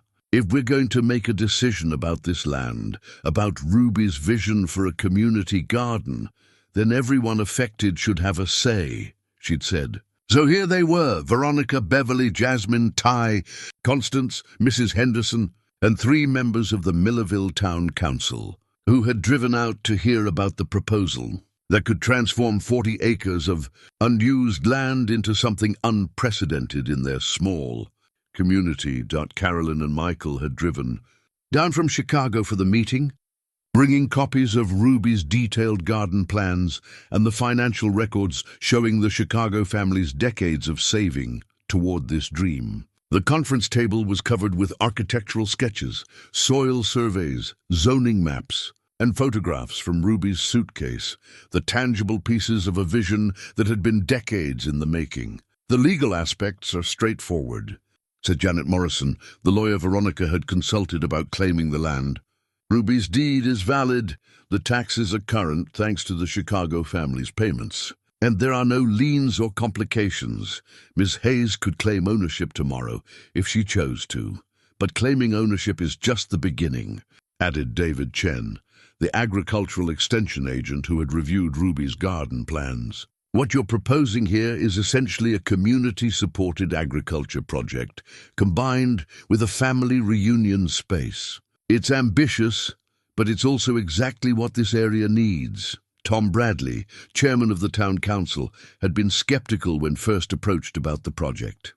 I'll be honest, I wasn't sure what to make of this when y'all first brought it to us. But after seeing these plans, talking to the Chicago family, Understanding the history behind it, this could be something really special for Millerville. The plans had evolved beyond Ruby's original sketches, incorporating modern, sustainable agriculture techniques and community-building concepts that reflected decades of the Chicago family's research and planning. There would be individual garden plots available to any community member, regardless of ability to pay. Educational workshops on sustainable farming, a pavilion for community events, and walking trails along Willow Creek. The financial projections show the project could be self-sustaining within 3 years, Michael explained, pointing to spreadsheets that reflected the Chicago family's careful planning. Plot rental fees, educational workshops, event space rental, and sales of excess produce would cover ongoing maintenance costs. And the Chicago family's contribution covers the initial infrastructure costs, Carolyn added. We're not just offering to share ownership of the land, we're offering to share the financial responsibility for making Ruby's vision real. But it was Ty who brought the discussion back to its emotional center. "Can I ask something?" he said, raising his hand like he was in school. "What would great-great-grandma Ruby think about us sitting here talking instead of just building her garden?" The adults exchanged glances, recognizing the 8-year-old's ability to cut through complexity to reach the heart of the matter. "I think," Beverly said slowly, "Ruby would be amazed that her great-grandson is asking questions about her instead of pretending she never existed. And I think," Constance added, "she'd be proud that her family finally stopped letting fear make their decisions for them." Mrs. Henderson, who had insisted on attending despite her age and mobility limitations, spoke up from her wheelchair. "I knew your great-grandfather Ezra, child. He was a good man who made hard choices during hard times. But I think he would have regretted disowning Ruby if he'd lived long enough to see how the world changed." "The question," said Jasmine, who had been largely quiet during the presentation, "is whether we're ready to take on this responsibility. Mama's getting older, I'm working 2 jobs. Veronica's already caring for half the elderly people in the county. Are we sure we can handle something this big?" It was a fair question. The garden project would require oversight, coordination, community outreach, ongoing maintenance. It would mean becoming public figures in their small town, taking on leadership roles that none of them had sought. "That's why Ruby designed it as a community project," Michael said. "No one family would be responsible for everything. The idea is to create something that belongs to everyone who participates. But someone has to be the initial organizers," Jasmine pointed out. "Someone has to deal with permits and insurance and conflicts between gardeners. Someone has to be the face of this project when things go wrong." Veronica understood her daughter's concerns. Jasmine had always been the practical one, the person who thought through potential problems before committing to solutions. At 28, she was already juggling single motherhood, work responsibilities, and educational goals. The last thing she needed was additional complications. "What if we started small?" Veronica suggested. "What if we claimed the land and began with just a few garden plots, see how the community responds before committing to the full vision?" "Ruby waited 80 years, Beverly said suddenly, her voice stronger than it had been all day. "I don't want to spend another 80 years being careful and scared. I want to honor my mother's courage by showing some courage of my own." The room fell silent. Beverly rarely spoke so directly, especially about family matters she'd spent decades avoiding. "I'm 73 years old, and my mind isn't what it used to be. But I'm clear about this. Ruby left for Chicago because she believed in the possibility of something better. She never stopped believing in the possibility of healing between our families. If we're going to honor her memory, we need to believe in possibilities too." Beverly looked around the table, making eye contact with each person present. "I vote yes. Yes to claiming the land. Yes to building the garden. Yes to creating the kind of place where families don't have to choose between love and acceptance." One by one, the others added their voices. Jasmine, despite her concerns, said she couldn't imagine explaining to Ty that they'd chosen fear over hope. Mrs. Henderson offered to help with fundraising through the senior center. The town council members committed to expediting permits and providing municipal support. "There's one more thing," Carolyn said, reaching into a folder they hadn't opened yet. "Something we found in William's papers after he died. Something he wanted to give you if the family decided to move forward with Ruby's vision." She pulled out a small wooden box, clearly handmade and carefully preserved. Inside, nestled in tissue paper, was a simple silver locket on a delicate chain. "This was Ruby's," Carolyn explained. "She wore it every day from the time she left Georgia until the day she died. William said if we ever found our Georgia family, if we ever built the garden together, he wanted Beverly to have it as a symbol of Ruby's enduring love."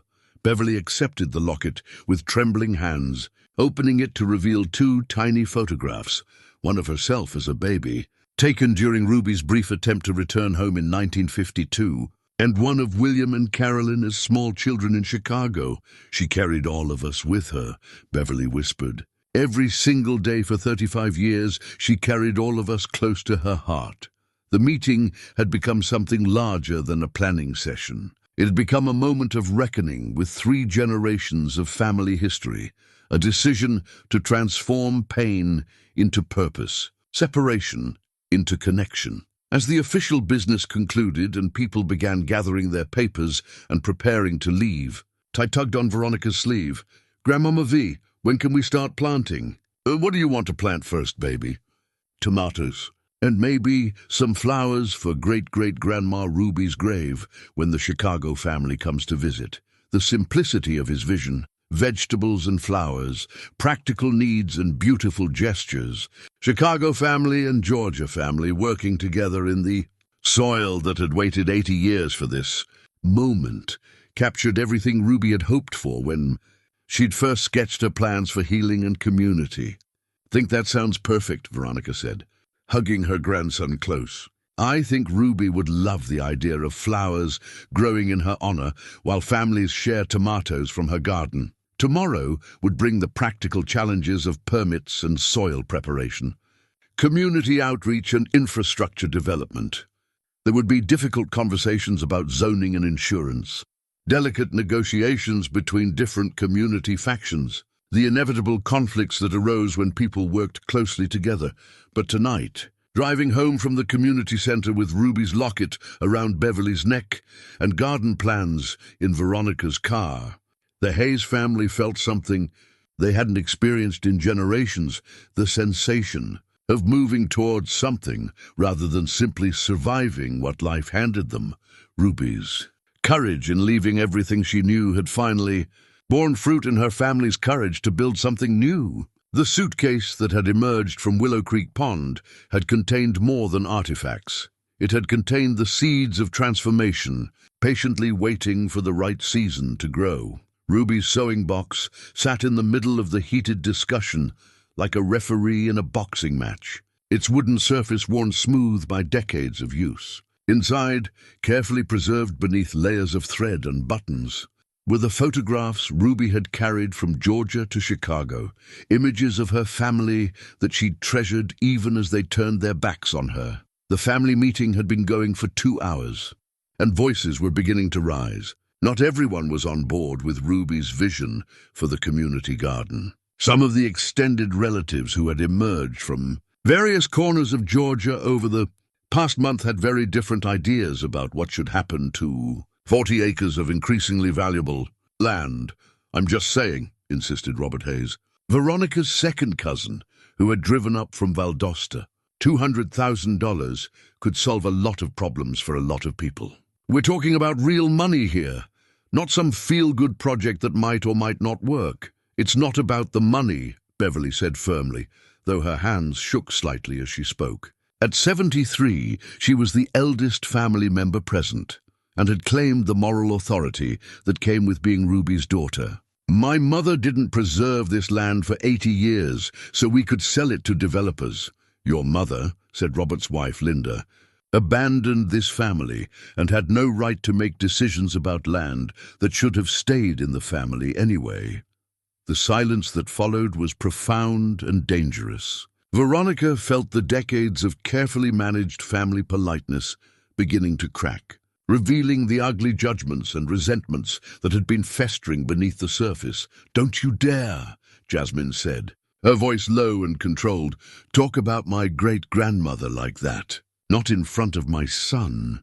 Ty had been sitting quietly in the corner, working on a coloring book, but Veronica could see he was listening to every word. At 8 years old, he was old enough to understand that adults were fighting about his family, but not old enough to understand the complex history that had led to this moment. "Maybe we need to take a break," suggested Constance, who had come as emotional support, but was now clearly concerned about the direction of the conversation. "No," Veronica said, standing up. "We need to finish this now. We need to decide whether we're going to honor Ruby's legacy or destroy it."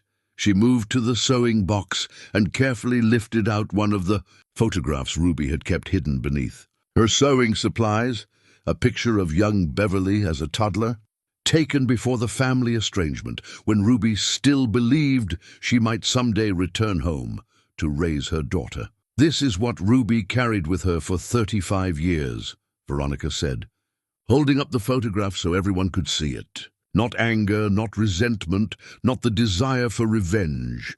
Love. She carried love for a family that had rejected her, hope that someday there might be healing. She set the photograph on the table and pulled out another, Ruby with William and Carolyn as small children, all of them dressed in their Sunday best, standing in front of a small Chicago apartment building. And this is what she built with that love. A family, a life, a legacy that honored the values you're all sitting here arguing about. Robert crossed his arms defensively. Values don't pay medical bills. Values don't put kids through college. No, but Ruby's vision does.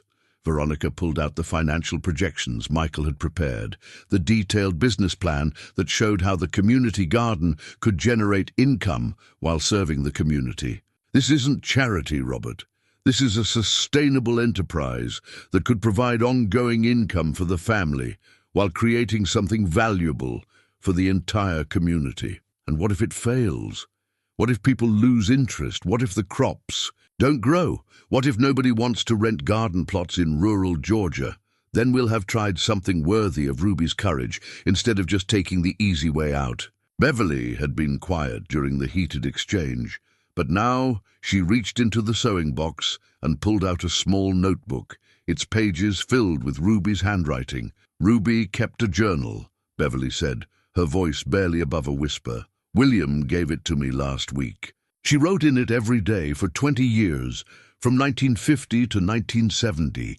Every day she wrote something about her Georgia family, something about hoping we would forgive her, something about wanting to come home." She opened the notebook to a page marked with a faded ribbon.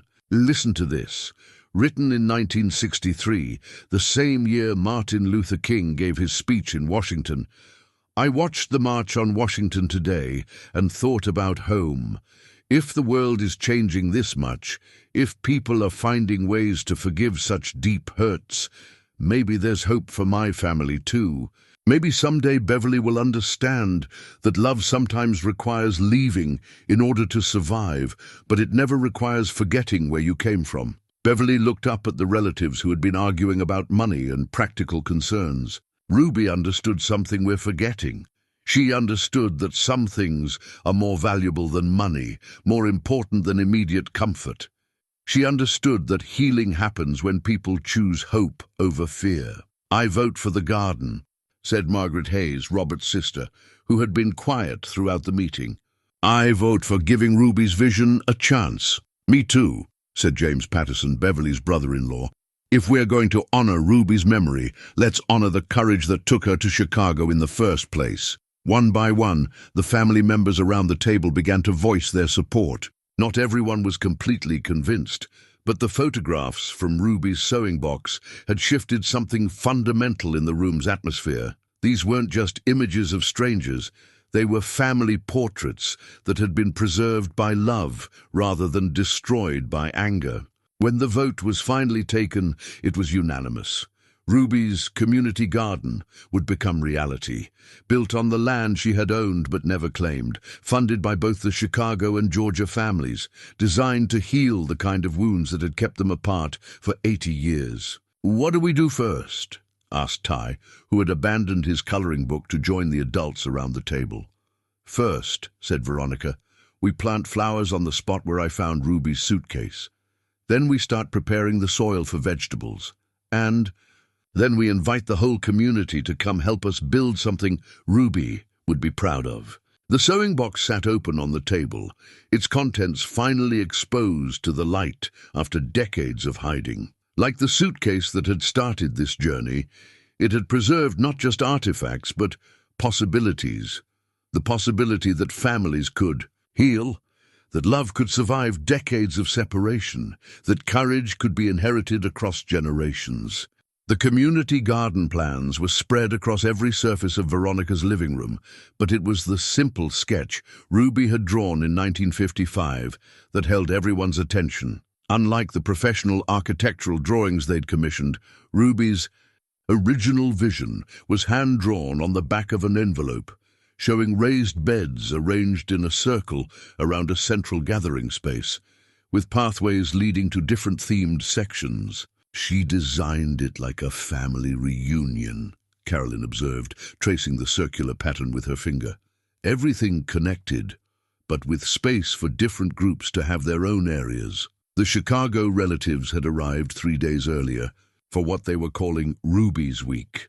7 days of family bonding, garden planning, and the kind of intensive togetherness that would either cement their relationships or reveal fundamental incompatibilities. So far, despite some logistical challenges and personality clashes, it was working better than anyone had dared hope. Michael was kneeling on the floor, using colored pencils to modify Ruby's original sketch based on the soil surveys and topographical maps they'd commissioned.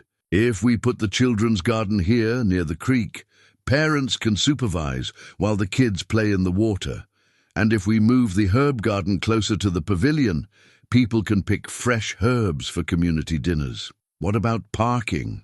asked Jasmine, always the practical one. "On weekends and during events we could have 50 or 60 cars. Where do they all park?"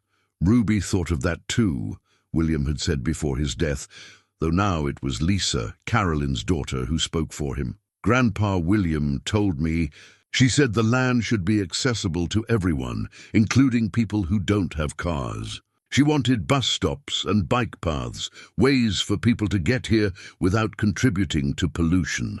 The planning process had become an exercise in translating Ruby's 1940s vision into 21st century reality. Solar panels for the irrigation system, composting toilets to reduce environmental impact, wheelchair-accessible raised beds, Wi-Fi connectivity for educational programs. Each modern addition was filtered through the question of whether Ruby would have approved, whether it honored her original intention of bringing people together across traditional boundaries. "I keep thinking about something Uncle William said," Veronica mused, looking up from the volunteer coordination spreadsheets she'd been working on. "He said Ruby used to talk about this garden like it was a church, a place where people came together to tend something larger than themselves." "That's exactly what it should be," Beverly said firmly. She had insisted on participating in every planning meeting despite her declining health, determined to be part of making her mother's vision real. Not religious necessarily, but sacred, a place where people remember what's important. Ty, who had appointed himself official keeper of Ruby's original sketches, looked up from the careful copies he'd been making. "Grandmama V, how will people know the rules?" "What rules, baby? Like, are there rules about being nice to each other? Are there rules about sharing? Are there rules about not saying mean things about people's families?" The adults exchanged glances. In all their planning about infrastructure and logistics, they hadn't spent much time thinking about the social dynamics of the garden, how to prevent conflicts, how to handle disagreements, how to maintain the spirit of healing and community that Ruby had envisioned. "You know what?" said Constance, who had been helping coordinate the educational programming. "I think Ty just identified something crucial. We need a set of community agreements, guidelines that reflect Ruby's values." They spent the next hour brainstorming what those agreements might include. Respect for all families, regardless of structure or history. Sharing resources and knowledge freely, welcoming newcomers and helping them feel included. Resolving conflicts through conversation rather than exclusion. Celebrating differences while working toward common goals. "It's like a constitution," Michael observed, "a founding document that explains what this place stands for." "Ruby's constitution," Ty said solemnly. "We should write it down and put it on a big sign so everyone can see it." The idea of Ruby's constitution sparked something in the room. This wasn't just a community garden they were planning.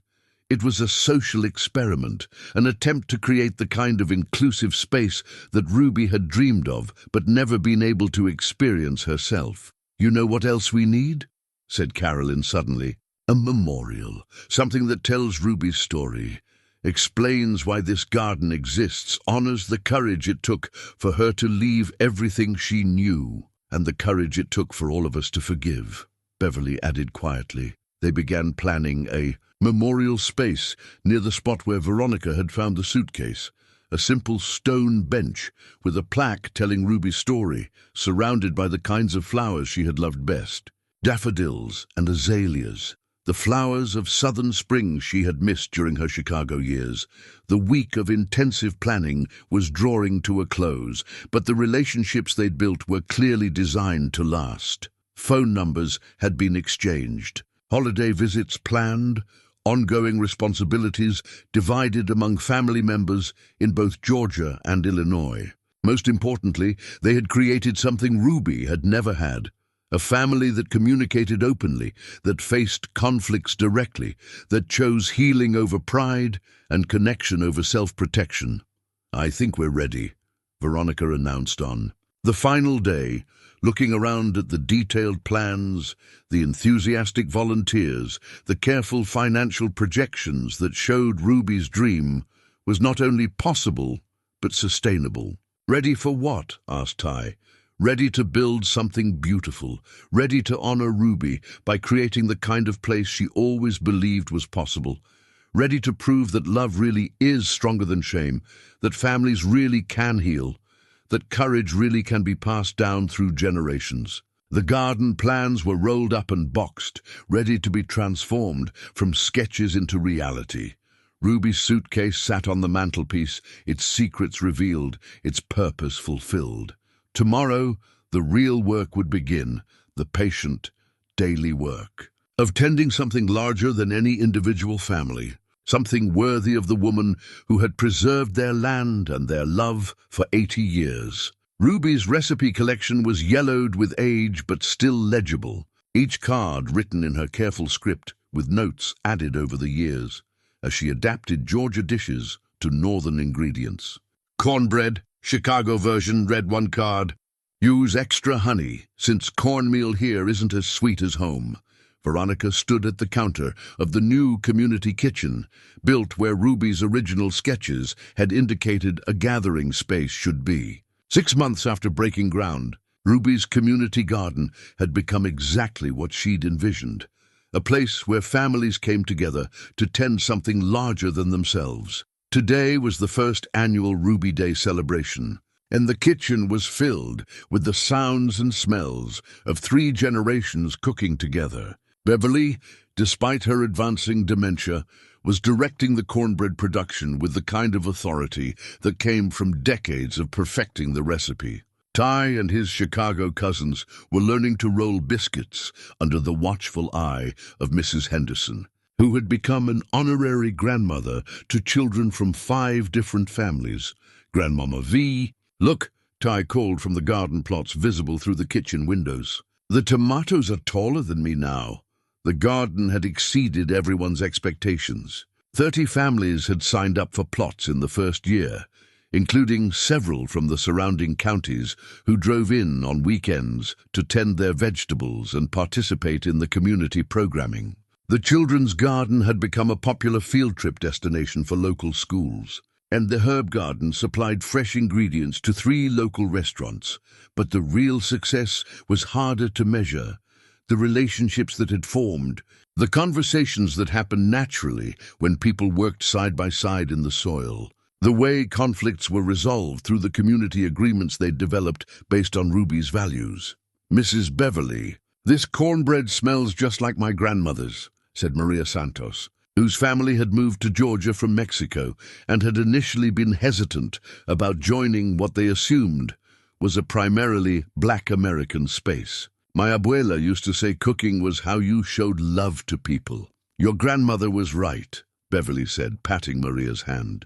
"Ruby always said the kitchen was where families really came together. Didn't matter what language you spoke or what color you were, hungry people understand each other." Through the window, Veronica could see the memorial bench where Ruby's story was told in simple bronze letters. Visitors often sat there reading about the young woman who had left everything she knew to build a better life for her children, who had preserved family land for 8 decades in hopes that someday healing would be possible.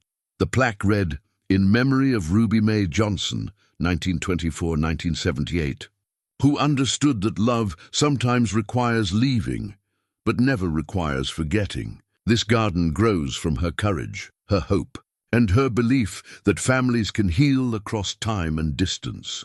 "Veronica," called Carolyn from the herb garden. "Come see what Michael found." Veronica dried her hands and walked out to where Michael was carefully excavating something from the soil near the creek. It was another small metal box, similar to the suitcase but much smaller, buried perhaps 2 feet down in an area they were preparing for fruit trees. "Looks like Ruby left us one more surprise," Michael said, brushing dirt from the box's surface. Inside, wrapped in oiled cloth that had protected it from decades of moisture, were letters, not the passionate love letters from James Wesley, but practical correspondence between Ruby and a lawyer in Atlanta, dated from 1960 to 1965. "She was planning to come back," Veronica said, reading the first letter. "Not just to visit, but to move back permanently. She was working with this lawyer to subdivide the land, to build a house here." The letters revealed Ruby's final plan: to retire from the Pullman Company, return to Georgia, and build the community garden as a way of reconnecting with her family while supporting herself financially. She had saved money for years, researched soil conditions and growing seasons, even identified other families who might be interested in participating. "What stopped her?" asked Lisa, reading over Veronica's shoulder. The last letter, dated December 1965, provided the answer. "Dear Mr. Watson, thank you for your patience with my inquiries about returning to Georgia. However, recent events have convinced me that the time is not yet right for my homecoming. Perhaps it never will be. I am arranging for the property taxes to be paid through your office indefinitely, in hopes that someday my family will claim the land and use it as originally intended. Sincerely, Ruby Mae Johnson." December 1965. Veronica realized what had changed Ruby's mind. That was when she'd sent her final letter to Beverly, the one that had gone unanswered like all the others. Ruby had been planning to return home, to build the garden herself, to attempt one more reconciliation with her Georgia family. But Beverly's continued silence had convinced her that too much time had passed. Too much hurt had accumulated for healing to be possible. "She never knew," Beverly said softly, reading the lawyer's letters with tears in her eyes. "She never knew that I kept that last letter, that I thought about her every day after Daddy told me the truth, that I spent 40 years wishing I'd been brave enough to write back. But she hoped," Carolyn pointed out. "Even when she gave up on coming back herself, she still hoped that someday we'd find each other, that the land would bring the family together." The discovery of Ruby's return plan added another layer to their understanding of her sacrifice. She had not just left her family once, she had chosen to stay away permanently rather than risk another rejection. She had spent the last 13 years of her life believing she would never see Georgia again, never know her youngest daughter. never experienced the kind of family reunion that was happening all around them today. "I want to read something," Ty announced, climbing onto the memorial bench with a piece of paper in his hand. The adults gathered around, curious about what their youngest family member had prepared. "This is a letter to great-great-grandma Ruby from all of us," he said seriously. "I wrote it, but everyone helped with the words." He cleared his throat and began to read. "Dear great-great-grandma Ruby, we found your suitcase and we found your family and we built your garden just like you wanted. The tomatoes are really good, and the flowers are pretty, and all the families are nice to each other. We have cookouts on Sundays, and everyone brings food to share. Great-Grandma Beverly says you would like the cornbread recipe, and Uncle William says you would be proud of how the Chicago cousins and the Georgia cousins work together. We wish you could see it, but we think maybe you can anyway. Love your great-great-grandson Ty and all the rest of your family." The simplicity of it broke hearts and mended them simultaneously. Ty had captured in a few sentences what they'd all been trying to express through months of planning and building, that Ruby's vision had become reality, that her sacrifice had produced exactly the kind of healing she'd hoped for. As the sun began to set on the first Ruby Day celebration, families started cleaning up and preparing to head home. But many lingered, reluctant to end a day that had felt like a culmination of decades of hoping and healing. "Veronica," said Dr. Morse, who had driven down from Chicago with a team of graduate students to document the garden for a museum exhibit about the Great Migration. "I've been researching these stories for 20 years, and I've never seen anything quite like this. Ruby's vision was remarkable, but what you've all accomplished in bringing it to life, it's extraordinary." "It doesn't feel extraordinary," Veronica replied, watching Ty chase fireflies with his cousins as the adults finished loading leftover food into cars. "It feels like what families are supposed to do for each other.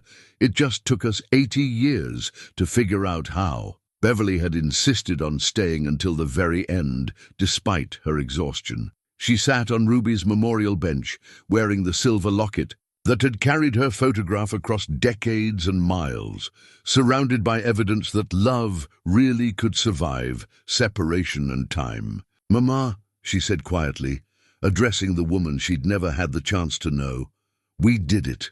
We built your garden. We brought the family together. We learned how to forgive. I hope you're proud of us. I hope you know that your courage wasn't wasted." The garden would continue to grow and evolve. New families would join, new crops would be planted, new traditions would develop.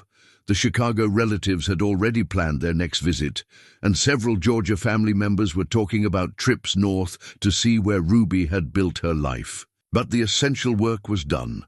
The wounds that had divided them for 3 generations had been healed through soil and sweat, through shared meals and honest conversations, through the patient daily work of tending something larger than any individual grudge or fear. As Veronica and Ty walked back to their car, the last to leave the garden in darkness, Ty looked back at the memorial bench where moonlight illuminated Ruby's story. "Grandmama V, do you think great-great-grandma Ruby knows we found each other?"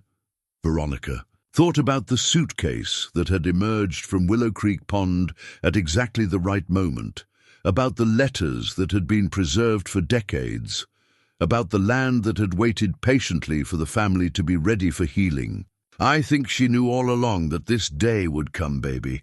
I think she planned it that way, left us just enough clues to find each other when we were finally ready to look." They drove home through the Georgia night, past the pond where it all began, carrying with them the satisfaction that comes from honoring the courage of previous generations while building something beautiful for the ones that would follow. Ruby's recipe cards were safely tucked in Veronica's purse, ready to be passed down to Ty when he was old enough to understand that some ingredients, love, patience, hope, could preserve family bonds across any distance, any amount of time. The garden would bloom again next spring, and every spring after that, a living testament to the truth Ruby had always believed, that families could heal, that love was stronger than shame, and that courage, once planted, would grow in ways no one could imagine.